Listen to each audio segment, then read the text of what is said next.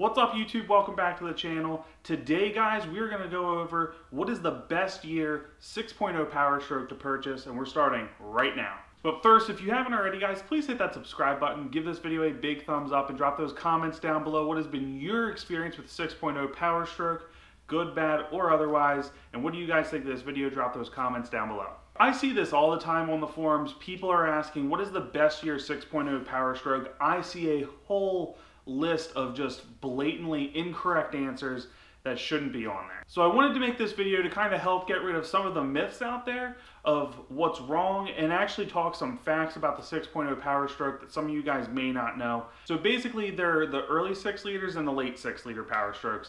And the early ones are the 03 and early 04s, and about halfway through 04 they switched over. Now there is kind of like a mutant in there that kind of has parts from later style and earlier style. We'll talk about that at the end of this video. So let's get to the engine. A lot of people talk a lot of bad things about the early style 6.0 Powerstroke, and they don't really have anything to back that up. A lot of people just assume the earlier ones are not as good as the later ones. That is all out wrong. They all have different problems. That's what you're going to find with the 6 liters. Is each year is prone to certain issues. For instance, earlier years rarely have a high pressure oil leak. It does happen, but it's not nearly as prevalent as it is on the later styles. Vice versa, early year trucks are known for dropping high pressure oil pumps, and later year trucks generally rarely drop high pressure oil pumps, despite what everybody on Facebook is going to tell you, because that's where I see it the most. The later style high pressure oil pump is flat out just a better design. Okay, let's talk early style 6.0 Powerstrokes. The biggest changes that I can think of now. The thick one was originally a 7-pin, the newer one is a 4-pin. Most trucks out there will now have the 4-pin setup. The logic side of it needs to be matched with the appropriate pin combination. So if you have a 7-pin Thickum, you need to match it with a 7-pin, well, the logic side with a 7-pin power side. You can't mix and match them. Now the logic side is the part that gets programmed, but across the board, all the Thickums, all are prone to failing on the power side. If logic sides do fail, it tends to be rare, but it does happen. So the Thickum across the board, we're going to call that one a wash. Both styles are prone to failure. Now coming up front to the front of the motor, we have the water pump. The early style front cover was slightly different than the later style.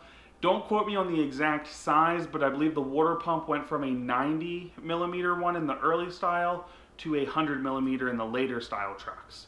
Now the intake manifold on the early style ones had a cross member on the back. I have it buried over there, I'm not digging it out right now, but there was a cross member across the back, and that was a little bit of a pain if you wanted to get to some stuff. Not too bad, and obviously you can update them to newer ones across the board, whether it be to an O-Dog ported intake manifold or to just the newer one with a newer EGR cooler as well. But obviously it's just an intake manifold across the board. They're all pretty similar until you get to the upgraded ported ones. But stock for stock, early to late versus each other, they're really the same. There's no issue there. Now where there is a change is actually in the EGR cooler. Early ones were prone to failure, however the later ones were even more prone to failure despite Ford trying to fix them.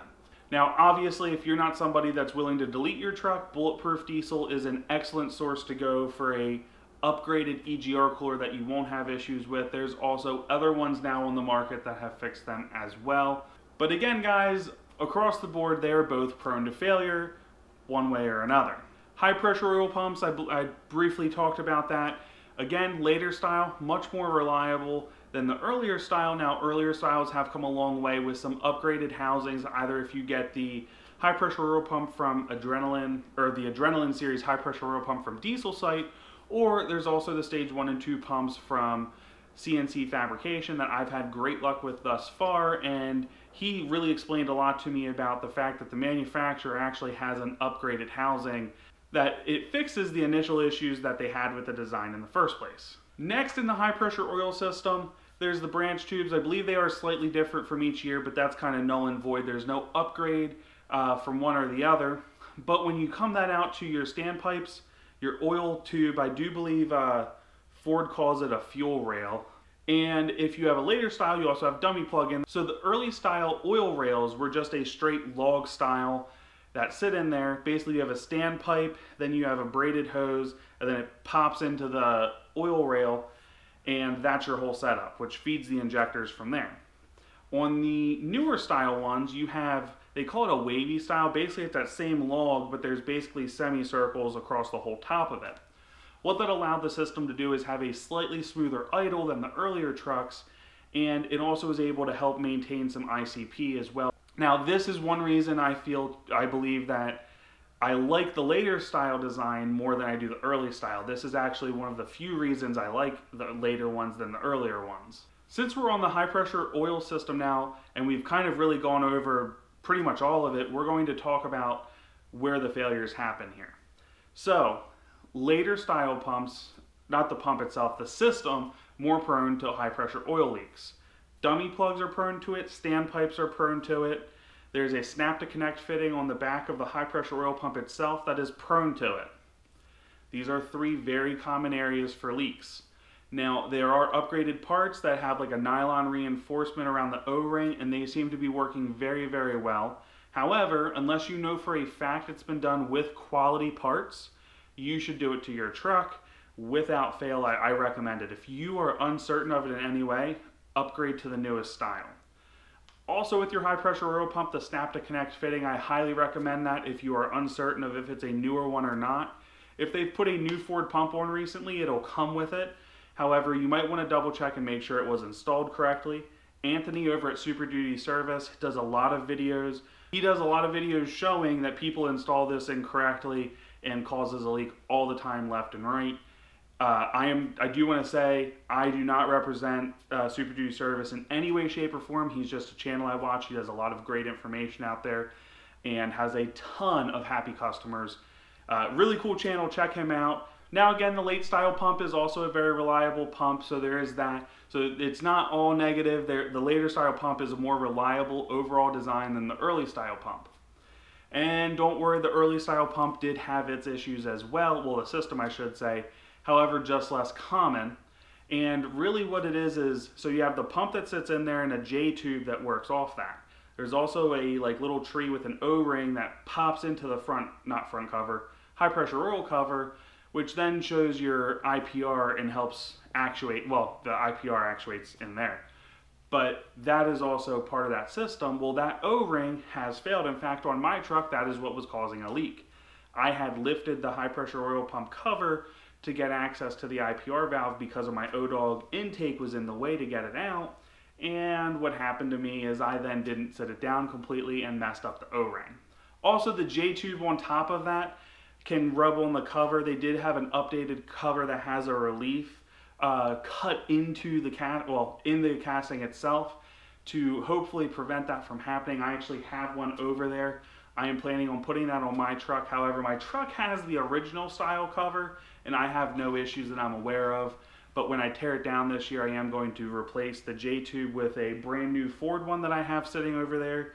And I'm going to put the new cover on as well. Now let's go even further down into this. Let's talk at the rocker arms. The early ones had metal clips. The later ones had plastic. You don't read about failures in this area anyway, so it's kind of, I'm going to say it's a null and void point.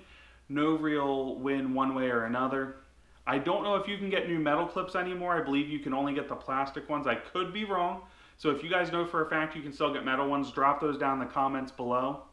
I will say this, if one of them breaks, I don't know how it would go anywhere because there isn't really any place for it to go because your valves are all seated, so it's not like it can drop down into your cylinders that I'm aware of.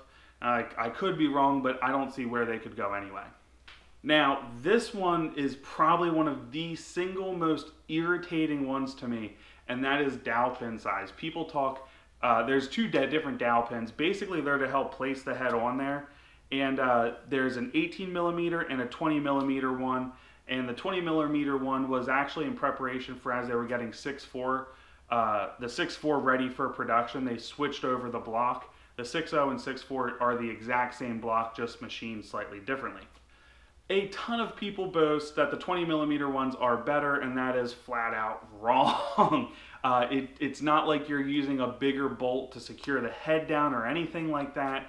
It is just it's essentially, I've seen it used to help place the head on there and hold it in place until you bolt it down.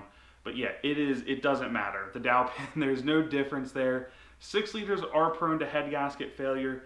If you guys want, in a future video, I can talk about why 6 liters are prone to head gasket failure. There's a few different reasons, not just only that they have 4 bolts per cylinder, but there were other reasons that contributed to that as well. So 6.0 Powerstrokes across the board for head gaskets, late style versus the early style. Again, it's a wash.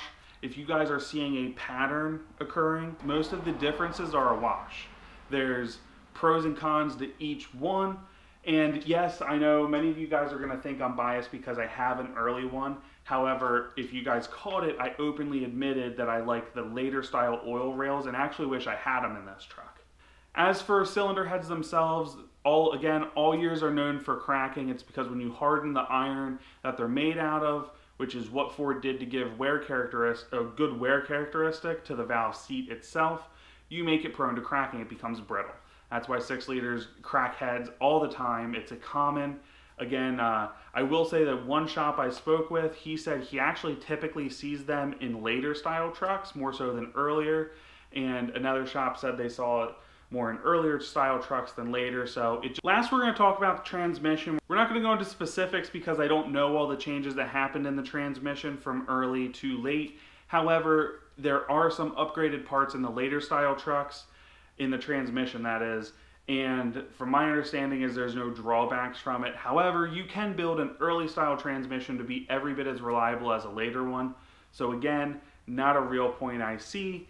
And there is issues going back and forth with transmissions. One of my subscribers did comment that he successfully did this, and all he did to get it to work, initially he had issues, but when he put a new speed sensor in from like his year truck, not the transmission, he had an early, put a late transmission in, and then he put a early style sensor in.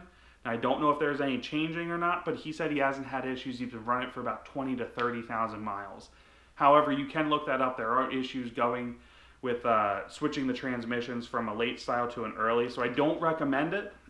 And for me, that was a pain in the butt because I had to find an early style transmission. It took me forever. I did find one that's on its way to Greg's over at Diesel and Automotive now. The main differences in the trucks themselves, not talking about the engines, just the truck itself. So you have the 03 and 04s. You're talking leaf spring, front suspension. It has, obviously this truck is hard to tell, but this is the dated look. I did upgrade the headlights to 05 style and then put projectors in. But the bumper's early. The grille is not as tall as the later ones. All of these changes up front, personal preference as to what you like. A lot of people like the later style, and some people like the earlier styles. All personal preference. There's no performance gained here. All the newer trucks come with coil spring front suspension. For those of you guys that have been following the channel, obviously something I'm switching to. My 05 axle's right over there. Something that's going to go under the truck. Now, also there's an updated interior in the newer ones. Not a whole lot different, but it is a nice addition to the truck. I think it is nicer. Me personally, I wouldn't pay a whole lot more money for the newer interior. I do actually prefer the newer ones. You have the auxiliary switches. That being said, another thing I'm looking at over here, I have a center console from an 05 that's going to go in the truck, and I'm going to put auxiliary switches in mine. So basically, between outside and interior, there isn't a whole lot different. Leaf spring front suspension on the older ones, coil springs on the newer ones. Probably the biggest reason to actually go to an 05 through 07 6.0 Powerstroke. So those are the facts that I can think of now, guys. There are other differences. Some years don't have a mass airflow sensor, some do. I haven't heard one way or another, and I don't hear people really talk about that much. But that is also a thing, so be aware of that. But those are the biggest differences that I can think of. And obviously, price of all these is a huge factor. Obviously, most of you guys, if you can get the same truck in a different year, you're not going to pay $3,000 more just to have an early versus a late, or a late versus early, whichever way you're going, you know. So cost is a big determining factor. And obviously, if you do have an early or a late, you can always switch stuff around for the most part. That is, now it might involve a lot of work, like my axle sitting over there, but it all can be done. So guys, all up to you, which ones you like. I hope you enjoyed this video. I tried, like I said, this has been a pet peeve of mine for a while. I just wanted to get some facts out there. And part of why I've waited so long to do this video is there's going to be people that I know are going to bag on this video. partially because they disagree with me, and that's okay. If you're watching this, I do ask that you be respectful in the comment section down below. You know, if you want to say, hey Jared, I completely disagree with you on A, B, and C, that's fine. We can talk about that. Maybe you have a point I haven't thought of. Truthfully, each 6.0 kind of has its problems, and when you switch to the other style, it may have one of the new problems or an old problem, but they each kind of have their pros and cons across the board, guys. They're all fixable though, that's the big thing. All of them can be fixed, so it doesn't really matter.